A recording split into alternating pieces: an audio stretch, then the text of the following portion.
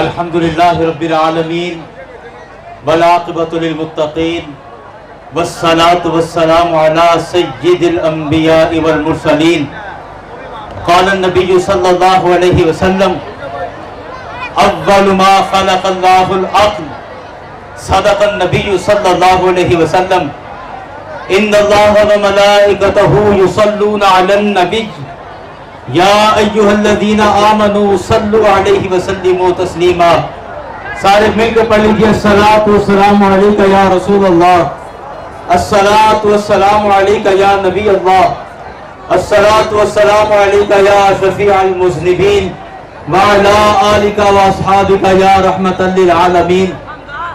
یارین گرامی، آج 12 ربیع الاول پوری دنیا کے اندر مسلمان اپنے آقا سے عشق و محبت کا اظہار کر رہے ہیں، اور میرے کریم آقا کو اللہ نے وہ مقام اور مرتبہ عطا فرمایا کہ رسول پاک صاحب الاولاق صلی اللہ علیہ وسلم جیسی ہستی نہ کریم آقا سے پہلے کبھی تشریف لائی، نہ آپ کے پائے کا کوئی بعد میں آ سکتا ہے.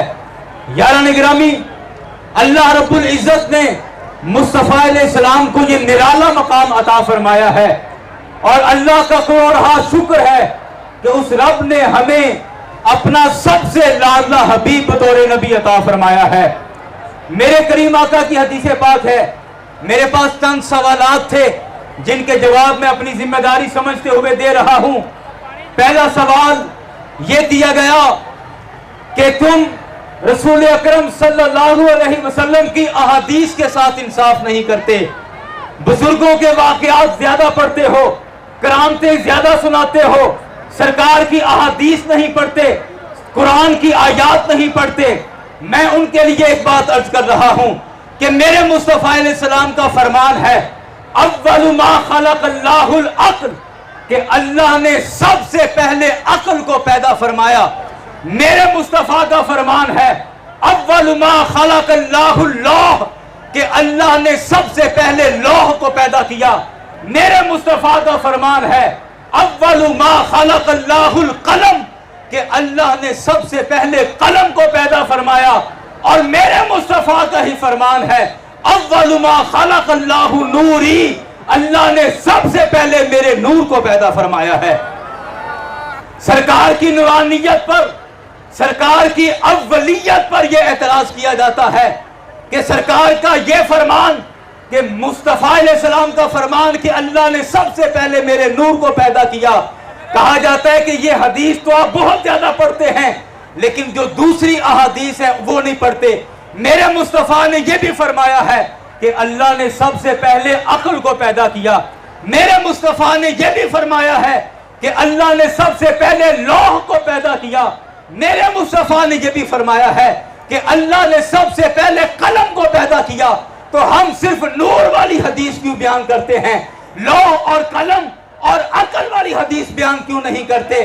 یاران گرامی، میں بڑے تحمل کے ساتھ آپ سے سوال کرتا ہوں کہ آپ مجھے بتائیں کہ اللہ تعالیٰ نے جس عقل کو سب سے پہلے پیدا کیا، آپ کیا سمجھتے ہیں کہ وہ میری اور آپ کی عقل ہوگی؟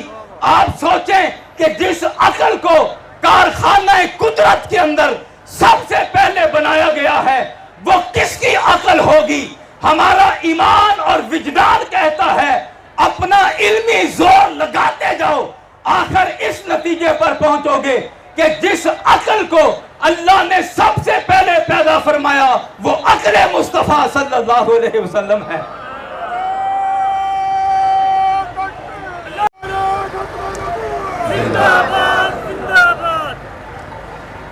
اول ما خلق اللہ العقل، اللہ نے سب سے پہلے عقل کو پیدا کیا. عقل سے مراد بھی مصطفیٰ علیہ السلام کی عقل مبارک ہے. اول ما خلق اللہ اللوح، اللہ نے سب سے پہلے تختی کو، لوح کو پیدا کیا. اور تختی کا کام علم دکھانا ہے، علم بانٹنا ہے، اور قلم کا کام علم دینا ہے. قلم تختی پر علم عطا کرتا ہے اور تختی اس علم کو واضح کر کے لوگوں تک پہنچا دیتی ہے.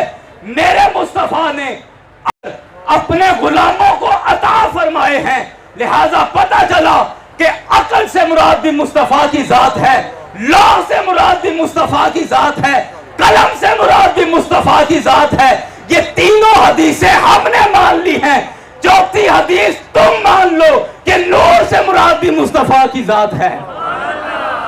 لوح بھی تو، ڈاکٹر اقبال رحمت اللہ علیہ نے اسی لیے کہا کہ لوح بھی تو، قلم بھی تو، تیرا وجود الکتاب، گنبد آبگین رنگ تیرے محیط میں حباب۔ دوسرا سوال کیا گیا اور یہ اکثر نوجوانوں کی طرف سے یہ مجھے حکم تھا کہ آپ اس کا جواب دیں کہ آج کل سوشل میڈیا پر، فیس بک پر، ٹویٹر پر اور جو سوشل میڈیا کے ذرائع مواصلات ہیں ان پر یہ خبریں بہت زیادہ گردش کر رہی ہیں کہ کچھ جاہل لوگوں کے کرتب دکھا کر، کچھ جاہل لوگوں کا ڈانس دکھا کر اور عید میلاد النبی جیسے مقدس فریضے پر تنقید کی جاتی ہے کہ دیکھو سنی اس طرح کا میلاد مناتے ہیں، یہ خواتین ناچ رہی ہیں، یہ طوائفیں ناچ رہی ہیں، یہ بابے ناچ رہے ہیں، یہ نوجوان ڈانس کر رہے ہیں، یہ رقص و سرود کے ساتھ میلاد مناتے ہیں۔ میں ان کو جواب دینا چاہتا ہوں کہ کبھی بھی کسی بھی طبقے کے جاہل لوگ، جاہل طبقہ، قوم کا جاہل طبقہ کبھی بھی دلیل اور حجت نہیں بنتا ہے، کبھی بھی دلیل نہیں بنتا کہ آپ کسی بھی جاہل بندے کا عمل اٹھا کر آپ کسی بھی قوم کے اوپر، کسی ایک مقصد کے اوپر، ایک مشن کے اوپر تھوپ دیں۔ کوئی بھی عقل مند آپ کو سمجھدار نہیں کہے گا۔ آپ اگر یہ حرکت کریں گے تو کوئی بھی جاہل کسی بھی کام کا، کسی بھی قوم کا لیڈر نہیں ہوتا، نہ ہی اس کے لیے حجت اور دلیل ہوتا ہے۔ حجت ہمیشہ علماء ربانیین ہوتے ہیں، حجت ہمیشہ مشائخ کرام ہوتے ہیں، حجت ہماری کتابیں ہیں، حجت اہل سنت کا لٹریچر ہے۔ میں خدا کی قسم کھا کے کہہ سکتا ہوں آج سے شروع ہو جاؤ، اہل سنت کے ہر عالم کی تحقیق کرو، آج سے شروع ہو جاؤ، اہل سنت کے ہر پیر کی تحقیق کر لو، آج سے شروع ہو جاؤ، اہل سنت کی ہر کتاب کے ہر صفحے پر تحقیق کرنا شروع کر دو۔ قیامت کی دیواروں تک میں تمہیں قسم کھا کے کہتا ہوں ایک لفظ بھی ایسا نہیں ملے گا جو دین مصطفیٰ کے خلاف ہو یا شریعت مصطفیٰ کے خلاف ہو۔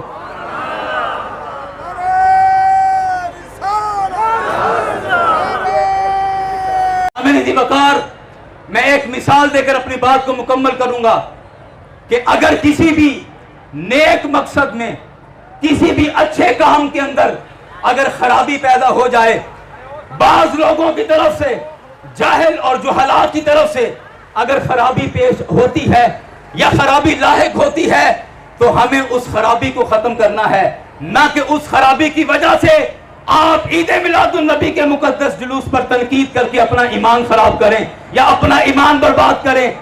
میرے مصطفیٰ علیہ السلام کا عمل یہ بتاتا ہے کہ نیک کاموں کے اندر اگر خرابی پیدا ہو تو خرابی کو ختم کیا جائے گا۔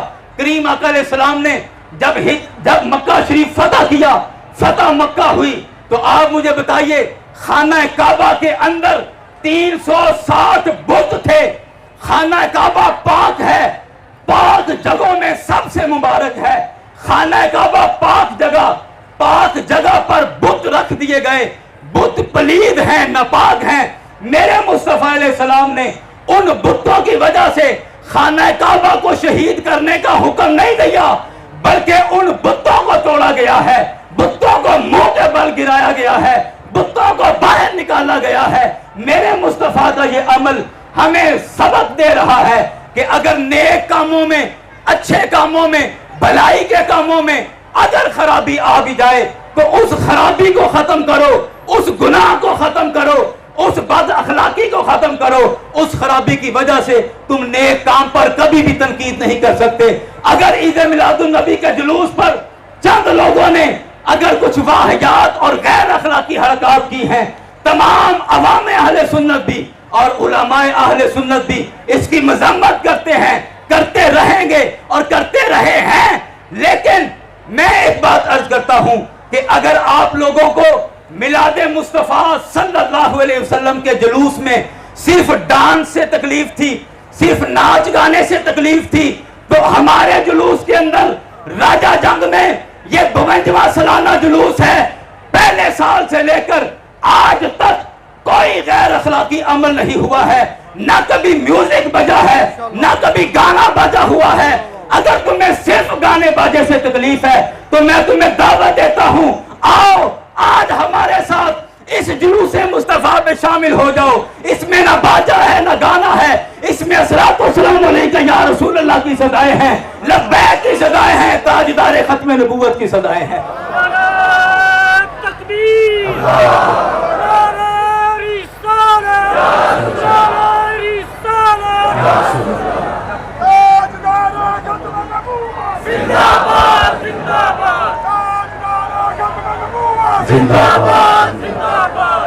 میں آپ سب کو مبارکباد پیش کرتا ہوں کہ اللہ نے ایسا صاف ستھرا نظام تمہیں عطا کیا ہے.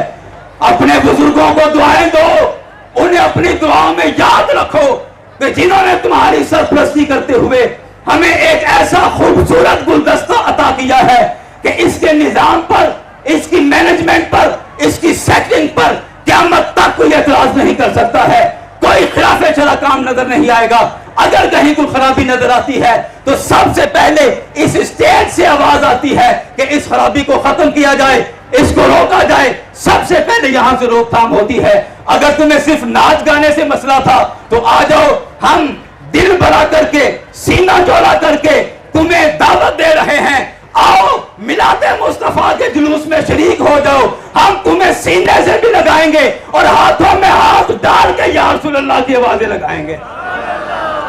اللہ تبارک و تعالیٰ کی بارگاہ میں دعا ہے کہ رب کائنات ہمیں اس مقدس فریضے کو جی جان سے نبھانے کی توفیق عطا فرمائے، اور اللہ تعالیٰ آخری دم تک ہماری محبتوں اور عقیدتوں کا مرکز و محور صرف رسول اکرم صلی اللہ علیہ وسلم کی ذات کو بنائے. وما علینا الا البلاغ.